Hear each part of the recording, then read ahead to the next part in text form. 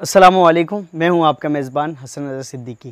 آج آپ کو ایک کہانی سنانی تھی کہ لوہار کی دکان میں ایک دفعہ ایک سوراخ سے سانپ اندر داخل ہو جاتا ہے۔ دکان بند ہوتی ہے، وہاں کوئی موجود نہیں ہوتا، اور وہ سانپ جب ایک آری کے پاس سے گزرتا ہے تو آری سے اس کے جسم پہ ہلکی سی خراش لگ جاتی ہے۔ اب سانپ کو غصہ آتا ہے کہ خون نکلنے لگ گیا اس کے جسم سے، وہ پلٹتا ہے اور آری پہ وار کرتا ہے غصے میں، اور جب آری پہ وار کرتا ہے تو اس کا منہ بھی، کیونکہ وہ آری ہوتی ہے، دھار والی ہوتی ہے، تو اس کی دھار سے سانپ زخمی ہو جاتا ہے۔ اس کو اور غصہ آ جاتا ہے، سانپ اس آری کو پھر اپنے پاس لپیٹ لیتا ہے۔ جس طریقے سے سانپ دبوچ کے مارتا ہے انسان کو یا کسی جانور کو، اس طرح وہ آری پہ لپٹ جاتا ہے۔ اور جب وہ لپٹتا ہے، اگلے دن جو دکان کا مالک دکان میں داخل ہوتا ہے، دکان کھولتا ہے، تو وہ دیکھتا ہے کہ ایک آری پر سانپ لپٹا ہوا پڑا ہے اور پورا خونم خون ہے۔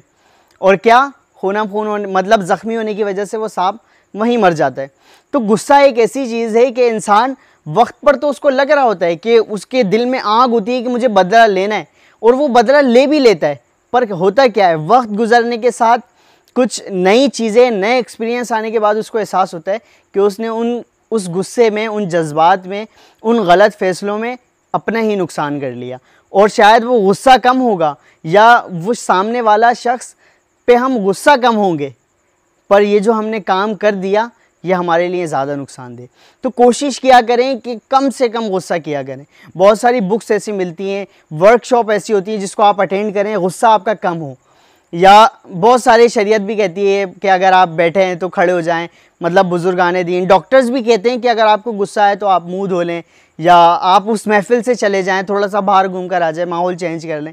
تو غصہ جب بھی آیا کرے تو کوئی فیصلہ نہ کیا کریں، اور جذباتی نہیں ہوا کریں، اور نہ انتقام کی آنکھ بھڑکا کریں، بلکہ اس پہ غور کرنے کی کوشش کیا کریں کہ، اور بعض دفعہ تو ایسا ہوتا ہے، مطلب انسان کو پتہ ہوتا ہے میں اس چیز سے ٹکر لوں گا یا اس طریقے کا کام کروں گا تو مجھے زیادہ نقصان ہوگا، تو غصے میں انسان بہت دفعہ اور بہت زیادہ لوگوں کے ایکسپیرینس میں آ چکی ہے یہ بات کہ غصے میں انسان ہمیشہ غلط قدم ہی اٹھاتا ہے۔